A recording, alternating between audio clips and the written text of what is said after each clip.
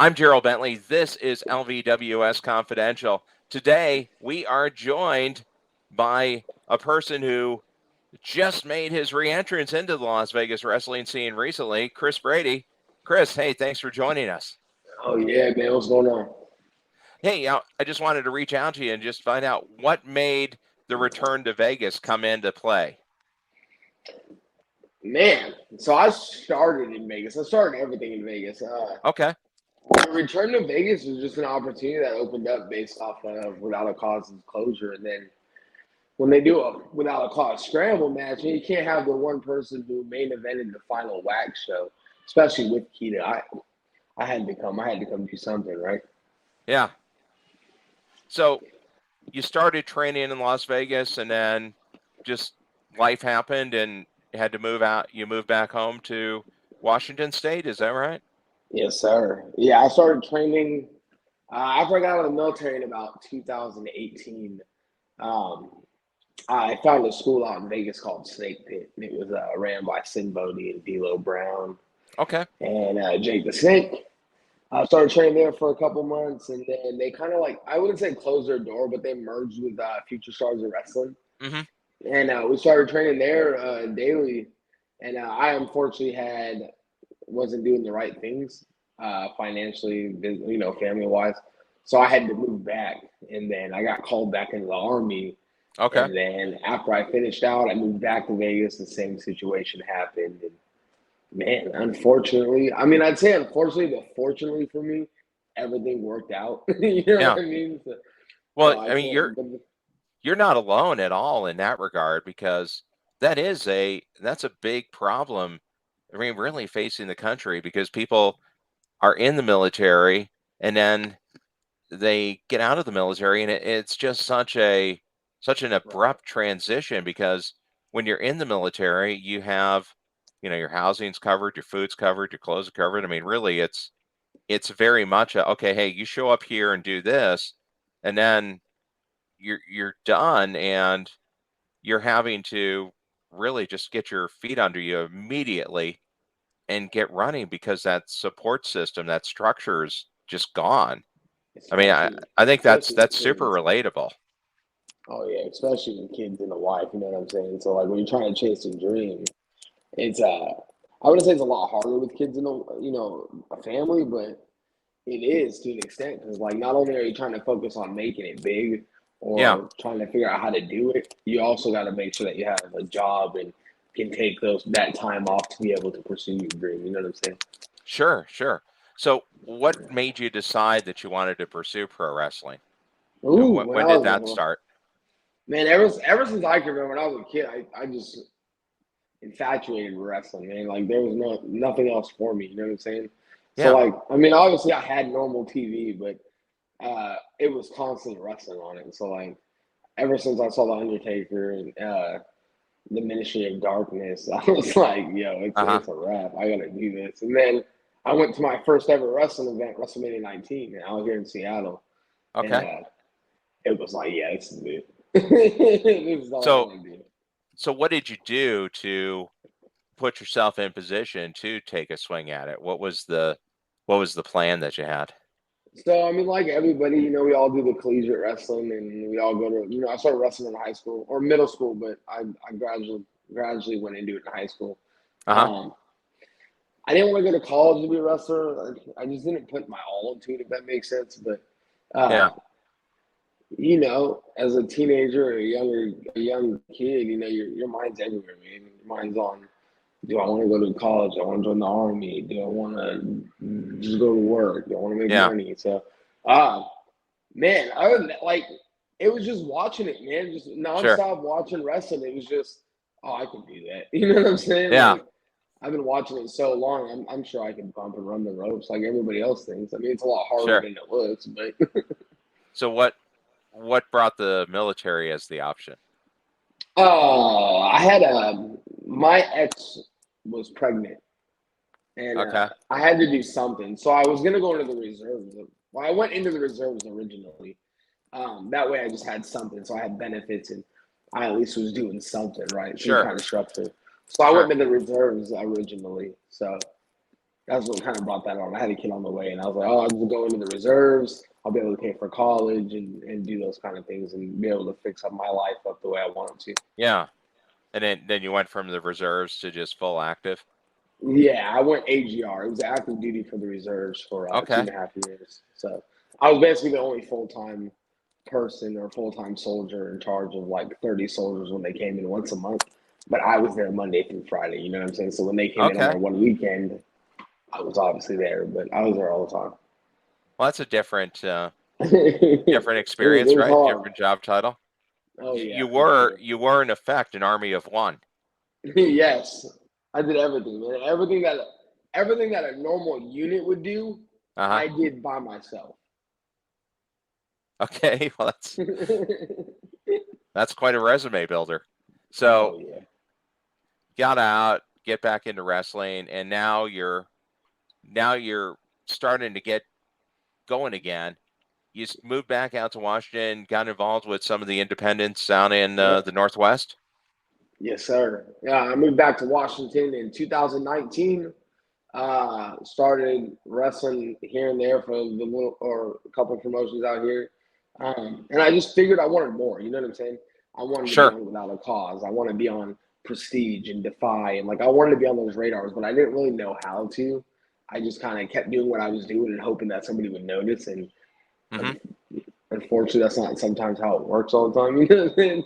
Yeah. COVID hit, and I started diving into myself more. Like, who am I? Who do I want to be as a wrestler? Like, Yeah. how do I want to connect with this? And I grew my hair out. I got the braids out. I had the overalls that were airbrushed, and I slowly started like working the bigger shows. You know, the 5CCs and the scuttlebutts, which is what really put me on the map. And Uh-huh. then, all of a sudden, Without a Cause returned, and I got on Without a Cause, and then I did a Defy show, not like the one they have at Washington Hall, but the ones they usually do in like uh, for like the festivals and stuff like that. I did Okay. one of those, and the next day I had a message from Prestige, and I got on Prestige on the Hawthorne show and had a really good showing in a triple Hmm. threat, and then it's been up from there, man. You know what I'm saying? Like Yeah. ever since that, it's just been going and going. So really, it was just a matter of keep doing what you're doing, maybe a little bit of a look Right. in. So Oh yeah. you did it. You took a look in to say, okay, hey, what are people seeing when they go see Kris Brady in a match? What are people Right. seeing when they go see Kris Brady in a match? How would you describe yourself? Man, describe myself as just me up to a T. I turn the voice or I turn the volume up to 100. I switch the way I talk. You know what I'm saying? So like Yeah. I'll go from normal and soft spoken to hey, what's happening? Cuz like, let me turn and I'll start turning up into the environment that I was raised in. You know what I mean? So like Uh-huh.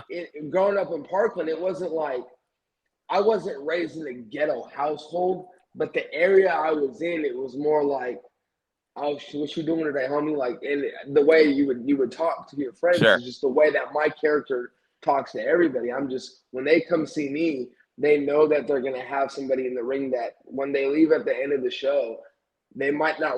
They might remember the 5-star matches they saw, or they might remember the big spots they saw. But what they do remember is like, I remember when that dude came out and hit the Dougie, stopped and did the leg drop and Uh-huh. hung out with us after the show. Like that's the type of person I am. I want to give them my all. I want to give them those moments where like they can go to their friends and be like, "Man, that dude danced with us all night long." Like that's what I Yeah. want. That's because that's what they gave me when I was a kid. You know what I'm saying? So Sure. Well, and it's we were such a huge part of independent wrestling too, is that one-on-one connection with the right, wrestler, with the fans. And if you have that personality that just stands out a little bit, right? Just a little bit right, different, something that catches you, that's what's memorable. I mean, that's where right. people say, There's a "Hey, I saw Kris Brady," and that's the impact. So yeah, that's great. exactly, exactly. Now, who helped you the most in your training and maybe in your wrestling at different promotions to say, okay, this is what I need to do? As of like when I was in Vegas, it was Sid Modi for sure. Hmm. He was always like kind of like that father figure where he was like, hey, you're gonna get there, you're gonna do this, or you're gonna get there, and then just maybe it didn't work out the way I wanted it to. And that's what Sure. he would tell you. Like he'd be like, might not work out the way you want it to. You might do this for 30 years and never get signed. But like back when I moved back to Washington, I found the Dragonplex Dojo, and really like with Dave Turner and like Chris Ross, like they're the head coaches, and Uh-huh. guys like Drexel, and as I continue on, guys like Funny Bone and these individuals like you talk to, and they've really helped me a lot see more of myself, and like, hey, like Dave Turner was huge for me, Okay. huge for me. Like this is somebody I talk to every day, but like at the beginning it was like, we've heard about you, you know what I mean? Because like I used to have a bad attitude, and I did, and it wasn't getting me nowhere. And Yeah. with him it's more like, hey, I used to be you, so let me help you so that you don't turn into something that nobody wants, or you end up you end up shutting that door closed before you ever Sure. really get to open it. So Dave Turner for sure, man. Like every time I need advice, he's there. Every time I have an idea, he's there. Every time I want to do a new move, he's bumping for me. You know what I'm saying? So Sure. he's been very influential on my career so far. Now, saying a bad attitude, I think that comes up a lot, and people people don't realize it, right? Because you get into it, and you see if this is the path you're going down. People get into it and they say, "Hey, I'm good. I should be a champion. I should be on TV." Really kind of personalizing like MJF's personality. I'm better than you, and you know it. I need Right. this.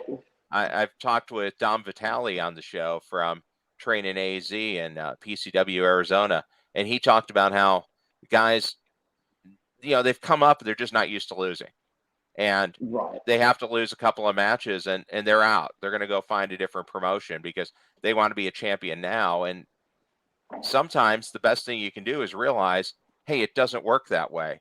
They don't Exactly. just they don't just give you the belts that I have behind my, you don't just walk in and say, okay, hey, I want that belt. It doesn't work that way. You still have to earn it, don't you? Yes, exactly. I think, and that was a big part of me. Like, it's more of like, hey, I was only in Vegas a couple months. You know what I'm saying? Yeah, And then the second time I went, I was only there for like 2.5 months. But it's more like when you start training, you're like, oh, I'm ready to be on shows, but you're really not. You know what I'm saying? So like when you sure, saw other people getting those opportunities, it kind of just my mind didn't let me just chill. My mind was like, oh, why am I not here? Why am I not doing this? hmm, Why am I doing this? Why am I doing that? And why are they on the shows? And what I really needed to do was check myself.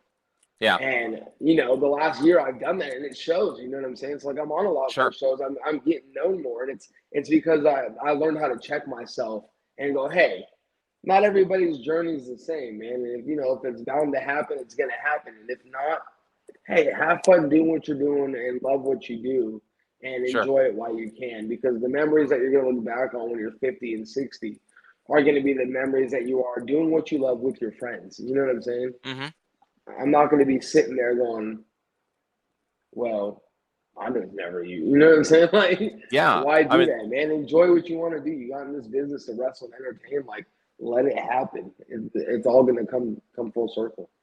yeah. The worst thing that can happen is you didn't take your shot, right? Exactly. You only get one shot. Don't miss your chance to blow. But so where does 2023 go from here for Kris Brady? Where are we going to see Ooh, you competing? What's coming up? 2023 is shaping up to be big. I know there's two things I can't talk about, Okay. but and I just heard of it recently, so I'm very excited for those. Well, that's why Um, people need to follow you on your social medias. right, right, yeah, because once those happen, I think it's going to be very, very huge for my career growth and very huge for me going forward. Okay. Ending 2022. In 2022, they kind of just got a taste of who I was. You know what I'm saying? Uh-huh. So they kind of got to know the give or know who I am as a person, see my work rate, and see me grow. At the Sure. end of 2022, I went to Restival in Boston, and I ended up doing a prestige show while they were there. And I Okay. got invited back from Beyond. So I ended up working Beyond in January. You should, I should you guys will probably see me on Prestige more going forward. I'm hoping that's a thing. Okay, I'm hoping awesome. to really just I'm hoping to really just grow more as an independent wrestler and as somebody that more promotions can look to and go, hey, we need that guy on our roster. You know what I'm saying? Sure. So I got a lot of big things coming up. I can promise you that. Like, there's a lot of fun stuff coming up. I hope to come back to Yeah. Vegas soon. Oh, awesome. Um, Yeah. Well, and oh the yeah. opportunities are starting to open up now because now we've shaken off the COVID effects. It's still out there. I mean, I'm just getting over a case, but the shows are coming back. The promotions are growing. You're getting that national buzz now. Impact's back touring. AEW is touring. WWE is touring. Wrestling really is hotter now than at any point since really the Monday Night Wars when WWE and WCW were going at each other, and you probably weren't even you probably were just barely Hey, born. hey, Yeah, I was watching it. I was like 6, but I mean, like, yeah, I was a WWE guy. You know what I'm saying? Like through and through. Like I was WWE. I was glass sure. shattering, telling people to suck it. But like I was still keeping up with like Rey Mysterio and Hoovy, and Uh huh. I was keeping up with that.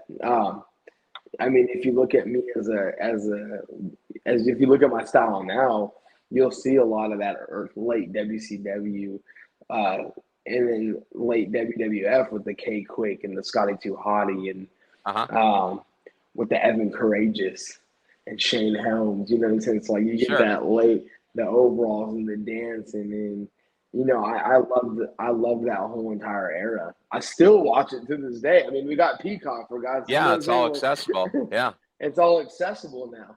and everything old is new again, right? Exactly. I mean, well, yeah, to an extent. Like when you grow up a wrestling fan, it's almost like you're watching stuff that you know you've never seen, but like because you watched it for so long, you already know what happened. If that Mm-hmm. makes sense. Like I can go back and watch a '91 pay per view and be like, "Oh, this is when this happened, and this happened, and this happened," Yeah, and I was never alive during that. You know what I mean? sure. So like, it's wild.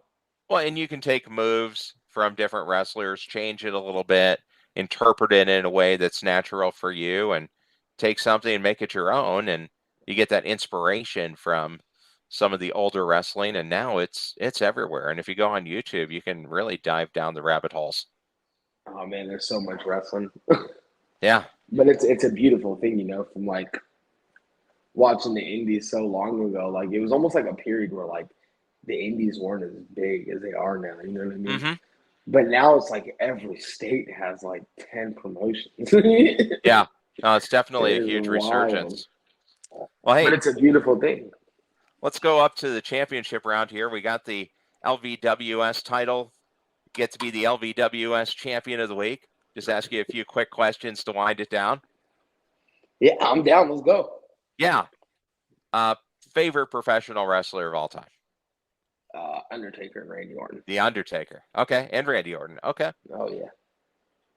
How about your favorite finishing maneuver?